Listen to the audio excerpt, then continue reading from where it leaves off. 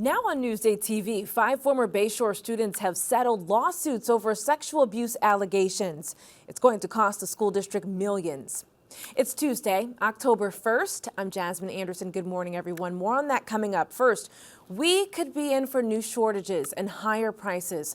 Dock workers at ports from Maine to Texas, including here in New York, walked off the job at midnight. Nearly 45,000 members of the International Longshoremen's Association are now on strike over wages and automation.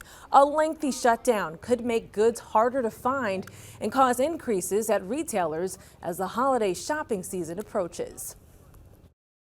We're deeply concerned about the impact that a strike could have on our supply chains, especially when it comes to critical goods like medical supplies and others. And the stakes are very high.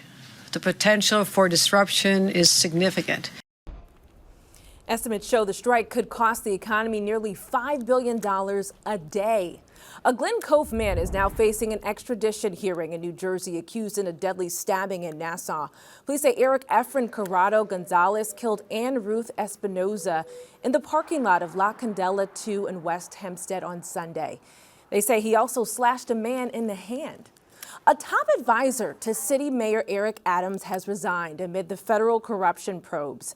Tim Pearson's attorney told Newsday his resignation will be effective Friday. He's among the mayoral aides being investigated on suspicion of corruption. Mayor Eric Adams pleaded not guilty to 5 federal corruption charges Friday. He's due back in court tomorrow. A Stony Brook University dorm damaged during August's devastating storm is set to reopen. Ammon Hall will welcome about 200 students on October 11th. Students have been living 3 to a room after the storm flooded 2 dorm halls, knocking out more than 470 beds. It's unclear when the other dorm will reopen. The vice presidential hopefuls are getting ready to face off on the debate stage tonight. Democratic Minnesota Governor Tim Walz and Republican Ohio Senator J.D. Vance will take the stage at the CBS Broadcast Center in Manhattan. The debate starts at 9 p.m. They're in. The Mets are getting ready for tonight's wild card showdown after an amazing comeback. And Lindor gets under one to center field. Harris going back, It's back out. near the wall, and it's out of here! Francisco Lindor belted a 2-run home run in the 9th inning to beat the Braves 8-7 in Atlanta in Game 1 of the doubleheader yesterday. That punched the Mets' postseason ticket. They take on the Brewers in Milwaukee in Game 1 of the NL Wild Card round this evening. Only on Newsday, a Long Island school district will pay more than $20 million over sexual abuse allegations made by 5 former students. Ken Bufa has a look at what it means for taxpayers. Tell me a little more about these sexual assault cases and the payouts that are happening. Sure. So the Child Victims Act opened up this temporary window for people who were childhood victims of sexual abuse to file lawsuits.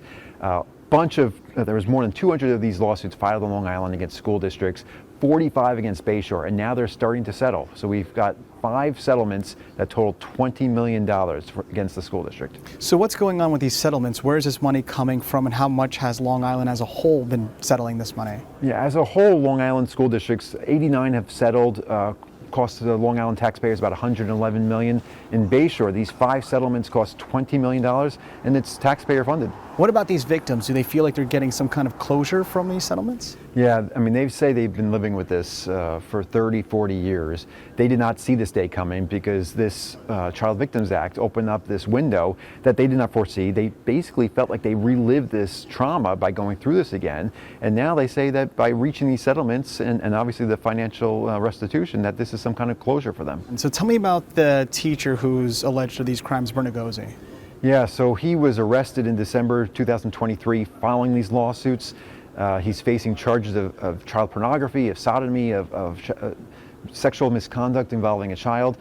These are big charges. They could carry sentence up to 25 years in jail. He's in jail waiting for a trial. His next appearance in court is this Thursday. Read more about this story on Newsday.com. Click Get More below the Newsday TV video box. A new claw machine arcade just opened at a local mall. Elisa DiStefano has a story you'll see only in Newsday.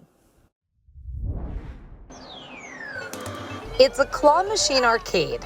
Clawcade just opened at Roosevelt Field Mall. People love prizes, and it's more not necessarily the prize, but the excitement of winning. They're called easy to win cranes, which means that people are gonna win. I have my card and I have my cart. They say it's easy to win, so let's see if I can fill her up. There are so many to choose from. I don't know where to begin. How about that cute little duck? All right, let's try my luck with the duck.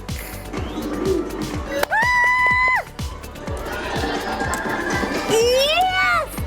There are some big cranes, some small, over 80 crane games in all, and lots of prizes to win. Yeah!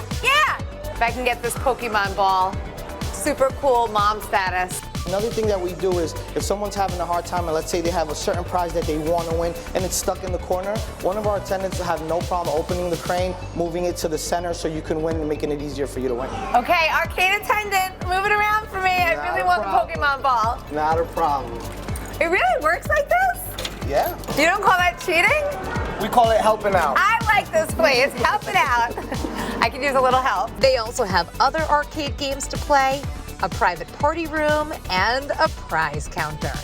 If you want, you could trade in your winnings for a bigger prize. I think I'm gonna bring them all home. Elisa DiStefano, Newsday TV. Somebody's really happy. Read more about Clawcade on Newsday.com. Click Get More below the Newsday TV video box.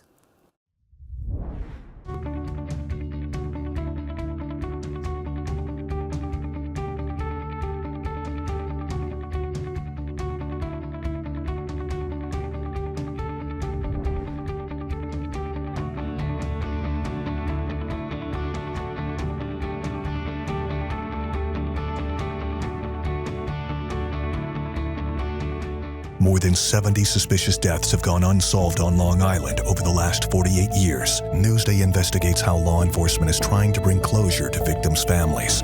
The Forgotten, an exclusive Newsday investigation. Coming soon at Newsday.com. Checking out your hyperlocal Tuesday weather. More clouds today, but we'll see some sunshine. Not a bad start to October. Checking out your day planner. Cloudy today, highs in the 60s. Tomorrow, we're partly cloudy and highs in the upper 60s, so we warm up slightly. And here's a look at your 7-day forecast.